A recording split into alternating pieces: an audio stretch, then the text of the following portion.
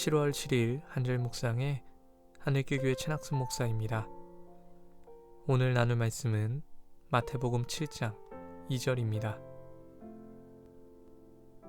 너희가 비판하는 그 비판으로 너희가 비판을 받을 것이요 너희가 헤아리는 그 헤아림으로 너희가 헤아림을 받을 것이니라.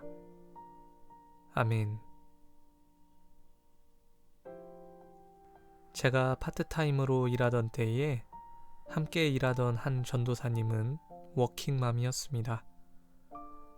조금 이른 나이에 결혼해서 당시 6살, 4살 정도 되는 아이들이 있었고 남편도 타 교단 소속 전도사로 사역을 하는 가정이었습니다.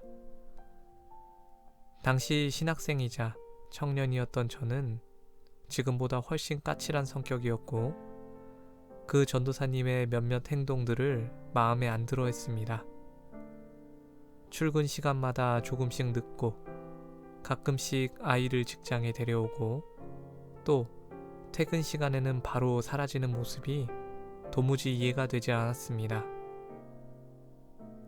이뿐 아니라 어쩌다 그분 차를 타게 되었는데 내부에 쓰레기가 너무 많아 깜짝 놀랐던 적도 있습니다. 당시에 저는 불편한 마음을 감추기 어려운 사람이었고 그래서 때로는 무례한 말과 태도로 그 전도사님을 비난하기도 했습니다.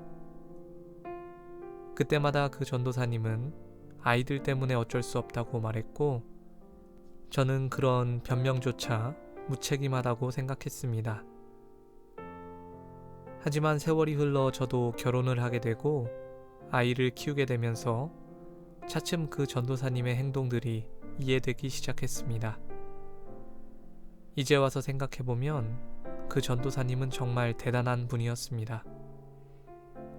제 눈으로 보기에는 부족했던 모습들이 아내로서, 어머니로서, 그리고 사역자로서 최선을 다했던 것이었습니다.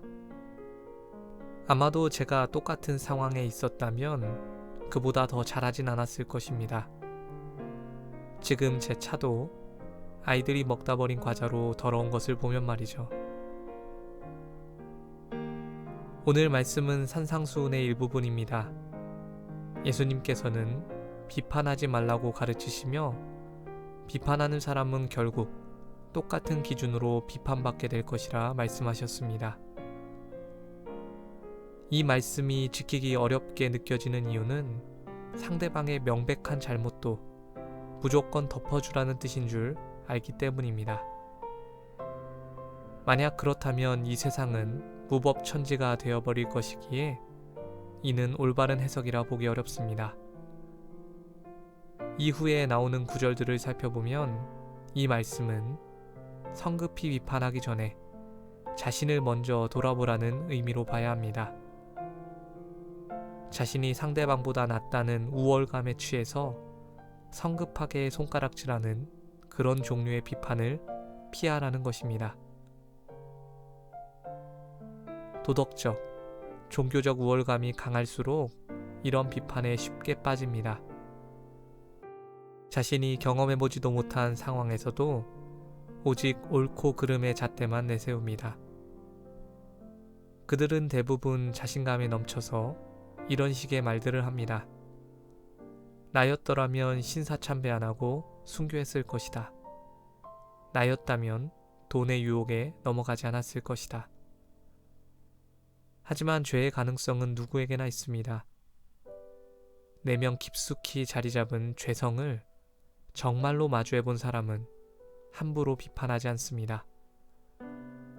오히려 그렇게 연약한 사람들에게 필요한 것은 손가락질이 아니라 보혈의 은혜임을 알고 있습니다. 예수님께서는 남에게 대접받고자 하는 대로 남을 대접하라고 결론 내셨습니다. 명백한 잘못에 대한 책임은 묻지 않을 수 없지만 비판을 하면 할수록 나 자신도 똑같은 기준으로 판단받게 될 것임을 기억해야 합니다. 그렇기에 가능하다면 최대한 넉넉한 마음으로 상대방을 대해야 합니다. 굉장히 지키기 어려운 말씀이지만 마음에 먼저 심으시길 바랍니다. 오늘 하루 형제 자매의 연약함을 너그럽게 품는 저와 여러분들 되시길 주님의 이름으로 축원합니다. 기도하겠습니다.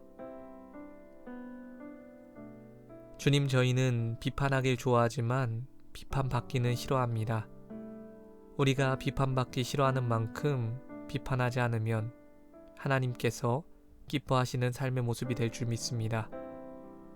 잘못된 것을 잘못된 것이라 이야기하지 않을 순 없지만 상대방을 사랑하는 마음 없이 그저 잘못된 것만 꼬집으려는 도덕적인 우월감도 하나님께서 기뻐하시는 모습이 아닙니다. 오늘 주님께서 주신 말씀이 우리의 실제 삶에선 정말로 지키기 어렵지만 저희에게 힘을 주시고 지혜를 주시옵소서. 우리들의 착한 행실로 아버지께 영광을 돌리게 하도록 오늘 하루도 인도하여 주시옵소서. 감사를 드립니다. 이 모든 말씀 우리 주 예수 그리스도의 이름으로 기도드렸습니다. 아멘.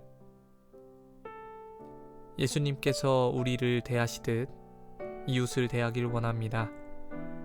함께 해주셔서 감사합니다.